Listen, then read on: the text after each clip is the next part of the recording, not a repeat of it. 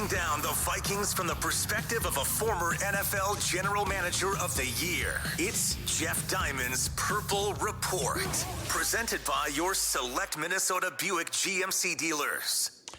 Welcome to Jeff Diamond's Purple Report, brought to you today and every Monday during the Viking season by your select Minnesota Buick GMC dealers on 1500 ESPN and available 24/7 on YouTube via links from the 1500 ESPN and Score North websites. I'm Jeff Diamond, former Vikings GM, former Tennessee Titans president. Our producer is AJ Fredrickson, does a fantastic job getting our clips and getting our show organized. And AJ, it was a tough day in Motown for the Purple.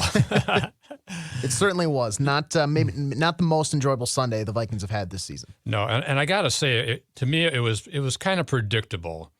I felt that the Lions had a little more urgency going into the game. They were trying to hang into the playoff race. The Vikings cruising to the division title, only need one more win. They're on the road, hostile crowd. Mm-hmm.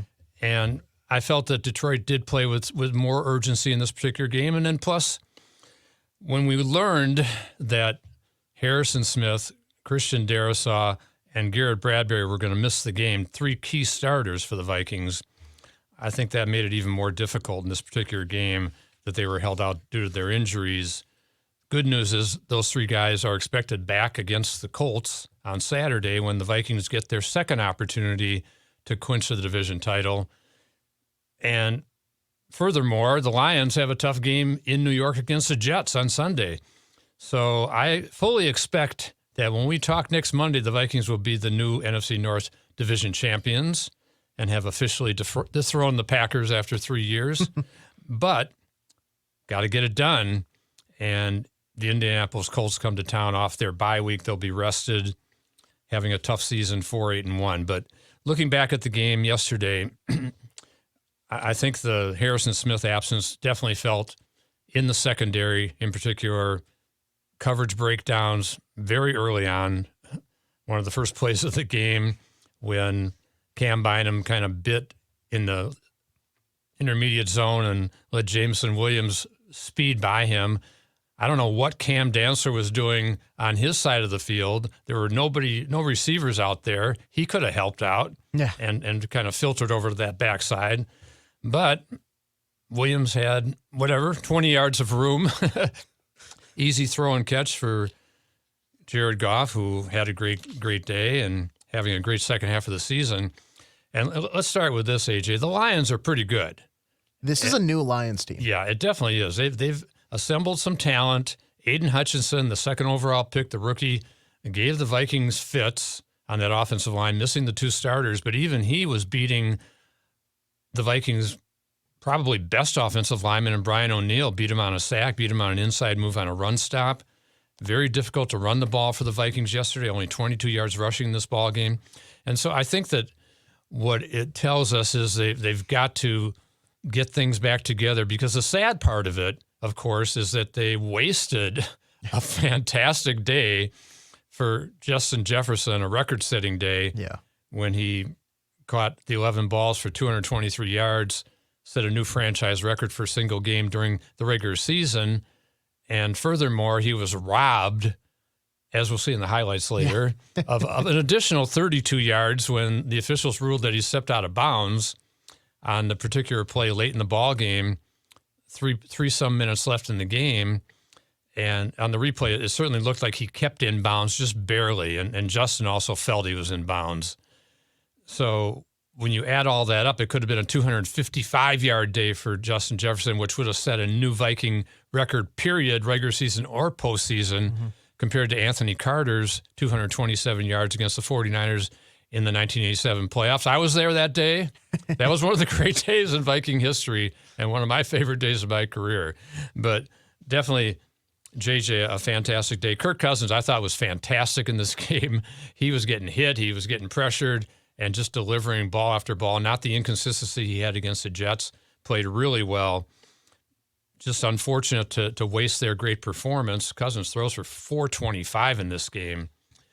But the defense, wow. Issues on defense.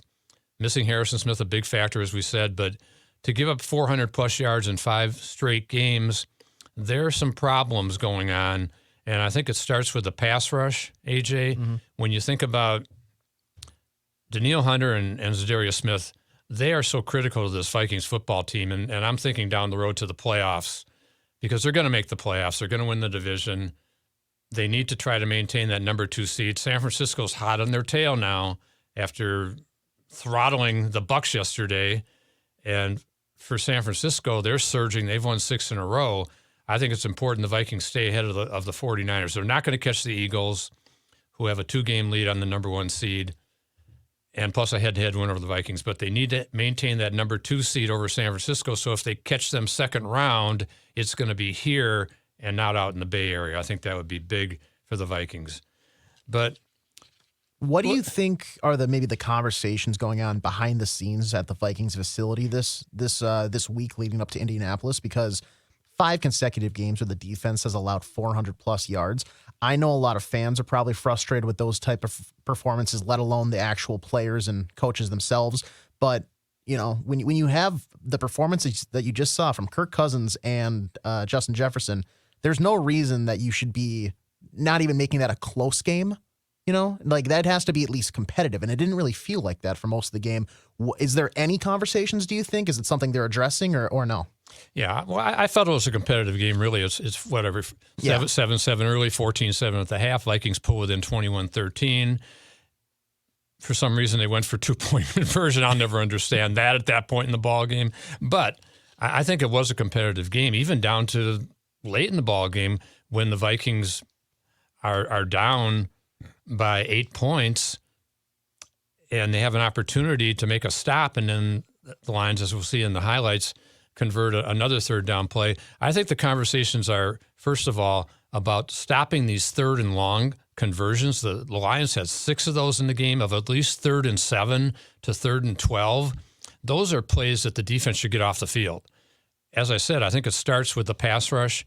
Danielle Hunter, Zadarius Smith, really ineffective yesterday.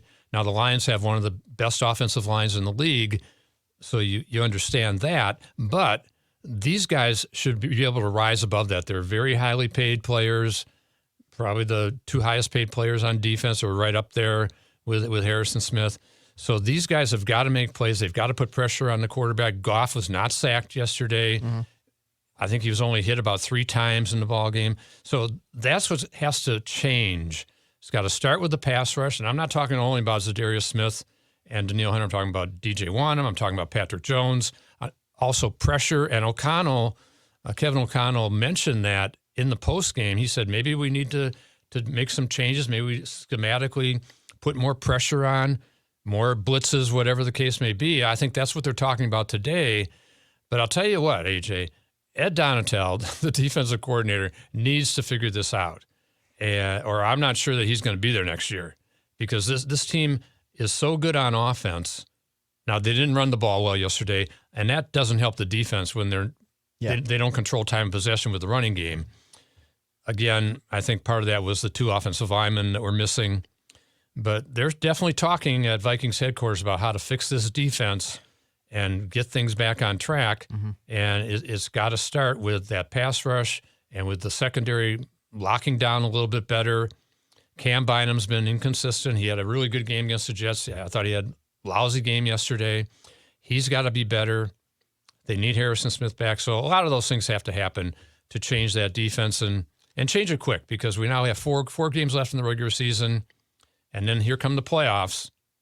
You can't win if you're giving up that kind of yardage without takeaways. Now, that's the big difference that's happened this year.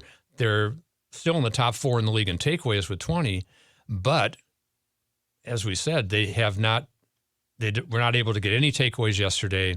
Eric Hendricks talked about that. And if that doesn't happen, then it's a big issue if they're going to give up that kind of yards. So let's go to our highlights. And courtesy of Fox, Kenny Albert and Jonathan Vilma on the call. And let's start. The Lions, as we mentioned, got that opening touchdown on the long pass to Williams. Vikings come back with a nice drive, helped by 3 penalties on Detroit, setting up a one-yard touchdown run for Dalvin Cook. 2 tight ends and a fullback. On the toss, here's Dalvin Cook into the end zone for a Vikings touchdown. And a sweet move by Dalvin to juke the defender, get in the end zone.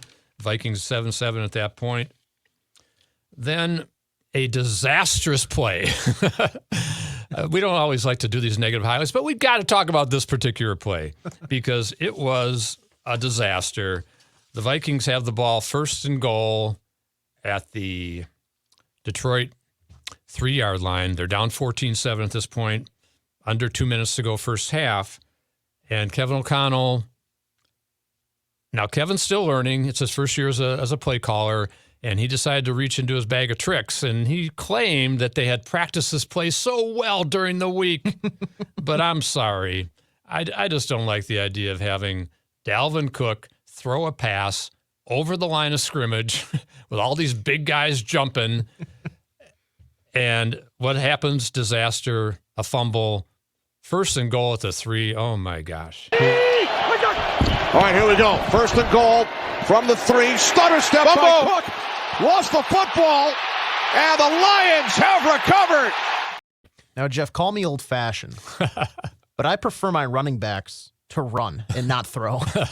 Well, it's okay if he does it maybe once in a blue moon and maybe not in a close game or whatever. I don't know. But to me, it just was not a great play call. And furthermore, the execution was horrendous. Ed Ingram, the rookie guard, got beat so quickly off the ball, which is what blew up the whole play in the first place, because it looks like Johnny Munt may be getting open in the end zone. Yeah. And then we might have said, wow, what a great play. Yeah.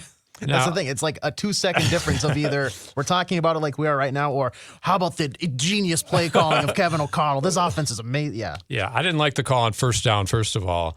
And if I'm going to have someone other than Kirk Cousins throw the ball, I'm going to have Justin Jefferson throw the ball. Yes. Because we've seen how well he can throw the ball. I would have called a jet sweep with Jefferson if they didn't want to run it, and they were having trouble running at that point. I would have called a jet sweep with Jefferson, and he'd have a run-pass option to Thielen or Hawkinson in the end zone. I think that would have been the wiser call, but not to be on this particular occasion. So the Vikings are down 14-7 at the half. And before we hit the second half, let's talk about our great sponsor, the Select Minnesota Buick GMC dealers. And it's time to visit your Select Minnesota GMC dealers and hit the turf in a truck that's designed to tackle the toughest proving grounds. That's the GMC Sierra SLE. It's bold, precise, and capable. Sierra comes standard with a 2.7-liter turbo high-output engine, delivering 310 horsepower and 430 pound-feet of torque.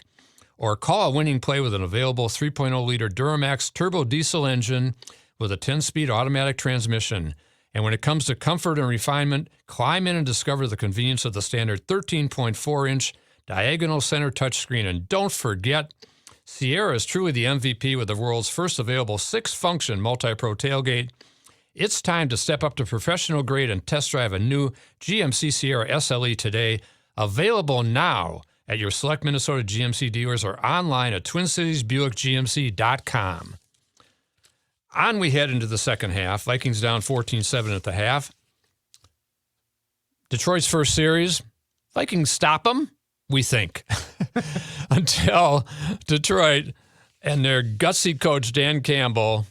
Got to love Dan Campbell. He's a passionate guy, and he calls a fake punt, and here it is. After the Vikings went 3 and out on their first drive of the second half, it's a fake. And the Lions will pick up the first down and much more inside the 35-yard line. And finally, knocked out of bounds was C.J. Moore. Now, my problem with this particular play, first of all, as I said, I thought it was a great gutsy call by Detroit, especially on their own 26-yard line with a 7-point lead. You really wouldn't have expected. However, Dan Campbell has run 6 or 7 fake punts. This was the 7th during his Lions tenure, and they've been successful on 6. So the Vikings should have been wary of such a play at all times under any occasion, and they really were not ready for that particular play. It was a huge play. Lions went on to score a touchdown, go up 21-7 in the ball game at that point. Vikings come back and have a nice drive, get downfield, 4th and 4, and O'Connell shows his guts and gambling instincts and goes for it on 4th and 4 rather than kicking the field goal. And result is a touchdown pass to Adam Thielen. 4th down and 4.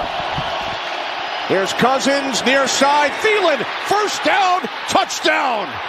So O'Connell's decision pays off as Cousins connects with Thielen from 23 yards out on 4th down. As I said, I still don't understand why they went for a 2-point conversion at that point when it's an 8-point game, why you just make it a 7-point game.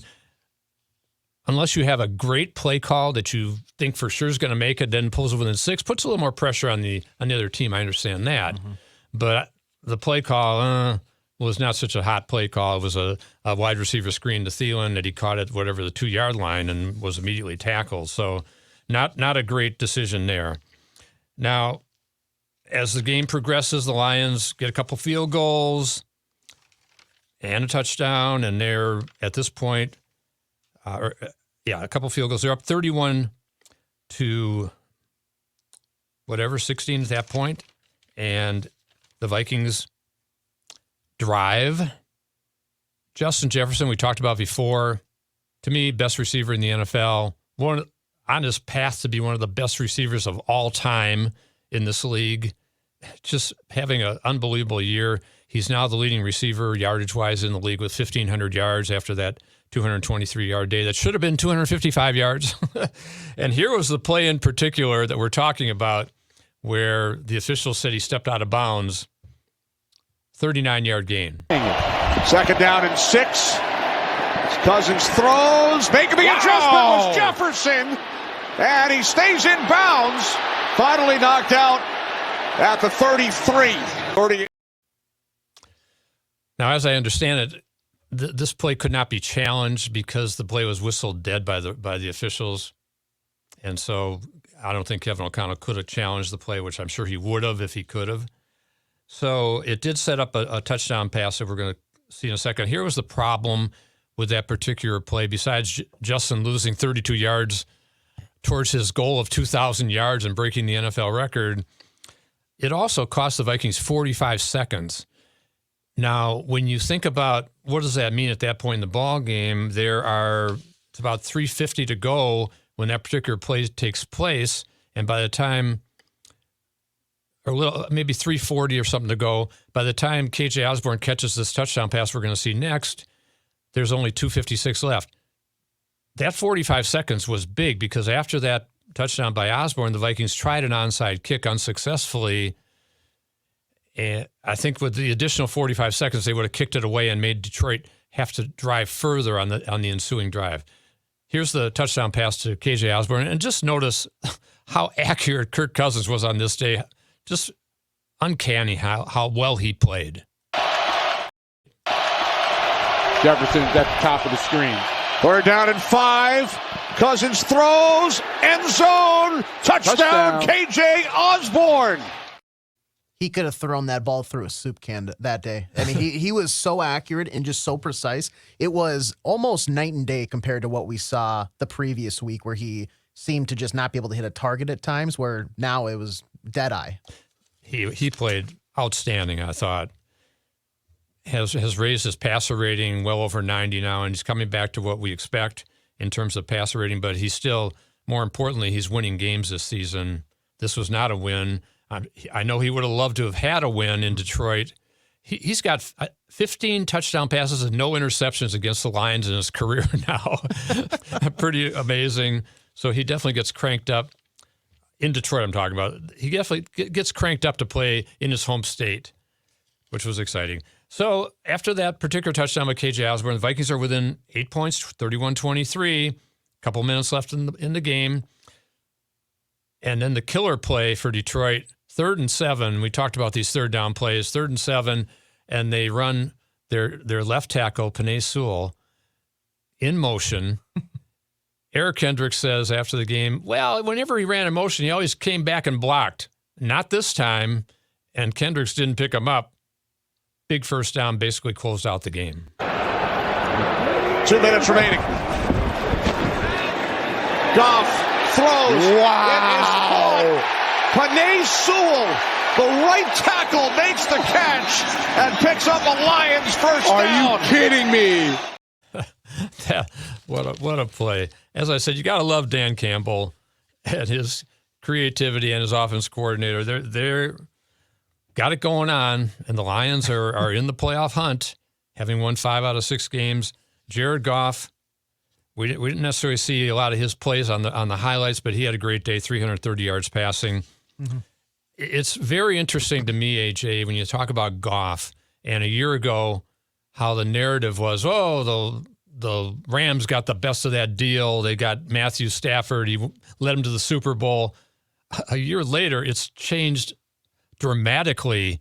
Stafford's only played 9 games this year. The Rams were 3-6 in those games.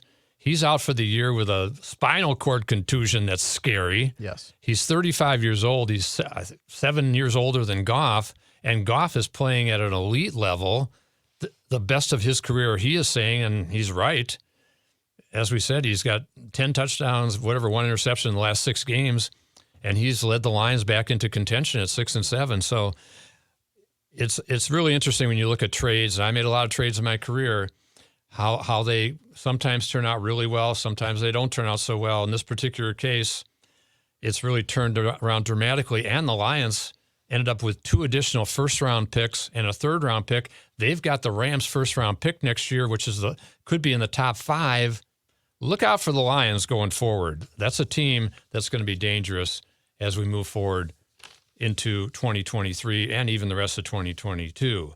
So before we get to a couple interviews, let's talk again about the Select Minnesota Buick GMC dealers, our great sponsor. It's time to visit your Select Minnesota GMC dealers and hit the turf in a truck that's designed to tackle the toughest proving grounds. That's the GMC Sierra SLE. It's bold, precise, and capable. Sierra comes standard with a 2.7-liter turbo high-output engine delivering 310 horsepower and 430 pound-feet of torque, or call a winning play with an available 3.0-liter Duramax turbo diesel engine with a 10-speed automatic transmission. And when it comes to comfort and refinement, climb in and discover the convenience of the standard 13.4-inch diagonal center touchscreen. And don't forget, Sierra is truly the MVP with the world's first available 6-function multi-pro tailgate. It's time to step up to professional grade and test drive a new GMC Sierra SLE today. Available now at your Select Minnesota GMC dealers or online at TwinCitiesBuickGMC.com. So let's hear from the coach, Kevin O'Connell. Vikings are still 10-3. They're in great shape. Don't give up the ship, people. All they need is 1 more win or 1 Detroit loss, and they'll have the NFC North wrapped up, and it should happen this Saturday against the Colts. But it's never easy in the NFL. No. Here's Kevin O'Connell. Got to give the Lions credit. They played a really solid football game. I thought our guys battled, but we just didn't do enough today to win the game playing complementary football. When I look at it, there were some positive performances from some individual players and some things that gave us a chance to be in the football game, but just across the board, not enough in the run game offensively, and a pretty critical turnover in the low red, trying to take a shot at a play right there. And then defensively, they had a good game plan and attacked us really in the run and pass today. So we got to be better if we want to earn the right to punch our ticket into the playoffs.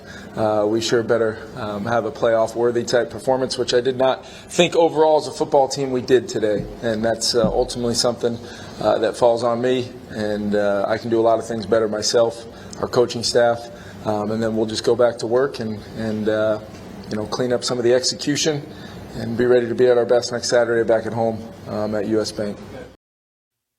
And Kirk Cousins talking about going back to his home state and the tough loss to the Lions. It's tough to lose in this league, and there's plenty of plays we can point to that could have made a difference in the game if we had executed better. I thought we were explosive on offense for much of the day. Justin did a phenomenal job again, having a big day. He was being doubled and safety was helping, but I think tribute to him, but tribute to Kevin and our coaching staff, just continuing to find opportunities to still get him the football. We really struggled to have a sustaining running game today. Not enough production there. And speaking of Justin Jefferson, again, as we said, phenomenal game. The guy is just such a great player. He's a great receiver. He's a big reason that come playoff time, the Vikings can have hope against any team they play when they've got a player like this who is just a game breaker. Justin Jefferson on his day. It's hard to celebrate now, but a great showing. Yeah, it definitely would have been better with a win. We fought to the last second. We were trying to make plays out there, just trying to keep the game going. We started off a little slow, but I feel like we got to do better as a whole team on all phases. We just got to play better. You were rough. And speaking for the defense, Eric Hendricks, again, talking about the defensive struggles and how they need to get it fixed quickly. Tough feeling is it just the defense to give up so many yards like you guys did today when the offense was generally playing okay. Yeah, we that's our job on defense is to stop the offense, and I don't feel like we did our job today. Can we hang our hat on some of the stuff we did? Maybe, but overall, we got to do better. We got to go back to the drawing board and get better. How much did you miss Harrison in the back end, in your estimation? Man, Aries, he's a once in a lifetime kind of player. Josh did a great job. He's an excellent communicator, and he's a spark for us as well.